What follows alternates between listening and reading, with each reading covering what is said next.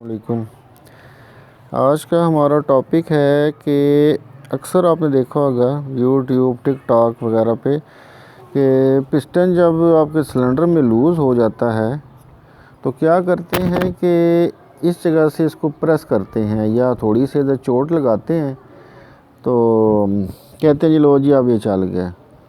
अब क्या है, चोट लगा के ये जो स्कर्ट है अब इसको ऐसे प्रेस करेंगे, यहाँ से डायमीटर यानी ज़्यादा शो हो जाएगा, यहाँ से साइज़ बढ़ जाएगा। उससे क्या है कि जो पिस्टन स्लैब की आवाज़ है वो तो ख़त्म हो जाएगी, लेकिन जो पिस्टन लूज़ होने से जो उसमें असरात आने हैं वो कभी भी नहीं जाते। उसकी रीज़न क्या है देखें। अब ये पिस्टन है, इसके ऊपर ये रिंग चढ़ी हुई है। अब ये देखें, ये रिंग मैंने अभी ये सिलेंडर में नहीं है तो इस रिंग ऐसे बाहर है, तो जब हम सिलेंडर में घुसाते हैं तो रिंग ऐसे फिर प्रेस हो जाती है, फुली प्रेस हो जाती है। तो उसका देखें होता क्या है कि जब आपने देखा कोई भी पिस्टन है उसका यहाँ से डायमीटर ज़्यादा होता है और आहिस्ता आहिस्ता आगे आते आते यहाँ से डायमीटर कम हो जाता है। अब रिंग जो होती है वो इसके अंदर एंड तक बैठ जाती है। एक टर्म यूज़ होती है ब्लो बाई। ब्लो बाई होता क्या है कि ये रिंग आपकी फंसी है, इसके अंदर ऐसे फंसी हुई है, जो एग्जॉस्ट गैसेस हैं, जो कंप्रेशन है, जो फ्यूल एयर फ्यूल कंप्रेस होता है, फिर कंबशन होती है, प्रेशर ज़ाया कहाँ से होता है, यहाँ से इस साइड से कंप्रेशन जाता है, प्रेशर नीचे से होकर दूसरी साइड से निकल के यहाँ से आगे, यहाँ से फिर इसी तरह ये ऐसे ऐसे और ऐसे करके यहाँ से बाहर निकल जाता है। इसी वजह से यहाँ पर आप देखोगे काले काला कार्बन लगा होता है।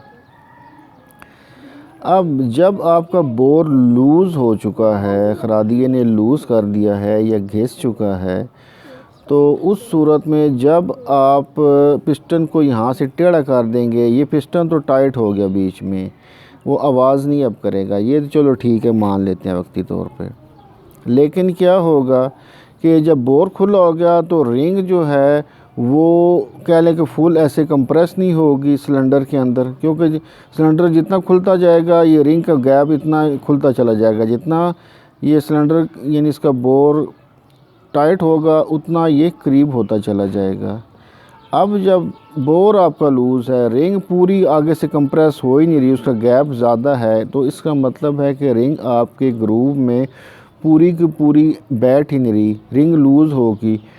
तो क्या होगा, वही जो आपका कंप्रेशन है लीक हो गई, यहाँ से लीक करके बाहर आता रहेगा और आपको ना फ्यूल एवरेज मिलेगी और ना ही आपको पावर मिलेगी। पिस्टन टेढ़ा करने से ये हो जाएगा, जो पिस्टन स्लैप होता है, जो पिस्टन की आवाज़ आती है लूज़ होने की, वो तो ख़त्म हो जाती है, लेकिन आपकी एक्सेलरेशन, आपकी माइलेज, आपकी पावर वो नहीं मिल सकती इस चीज़ से। और कई दफ़ा ये भी देखा गया है कि पिस्टन टेढ़ा करने पे भी कुछ ऐसी जगह पे थोड़ी मार देते हैं कि इस तरह का पिस्टन डी शेप हो जाता है कि जब बाइक चलता है, इंजन जब वार्म अप होता है तो जब ठंडा होता है तो कुछ बेहतर चलता है, जो ही इंजन गर्म होता चला जाता है उसकी पावर में कमी आती चली जाती है और एट दी एंड कह लें कि बाइक बंद ही हो जाता है। वो इतना कह लें कुछ थोड़ों से उसको डी शेप कर देते हैं कि जब वो पिस्टन एक्सपेंड होना शुरू होता है टेम्परेचर से तो सारा यानी कंप्रेशन लीक करना शुरू हो जाती है रिंगे यहाँ से।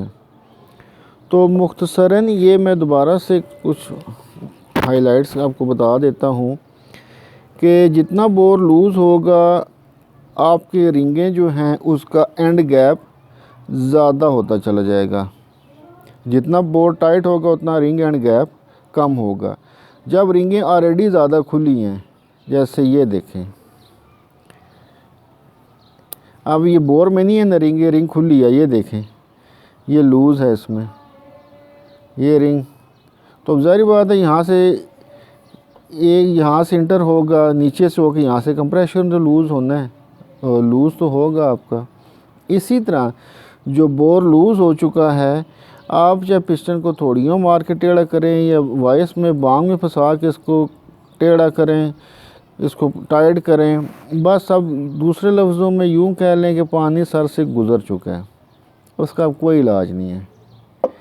तो ये अक्सर मैं देखता हूँ लोग कहते होते हैं जी कि ये टिकटॉक वगैरह पे, तो लोग नीचे कमेंट कर होते हैं माशाल्लाह बहुत अच्छा काम किया आपने जी, गुड वर्क, वाह उस्ताद जी क्या बात है आपकी। वो असल हकीकत ये है, बेशक आप तजुर्बा करके देख लें। इंशाल्लाह मिलेंगे नेक्स्ट वीडियो में, तब तक के लिए अल्लाह हाफिज़।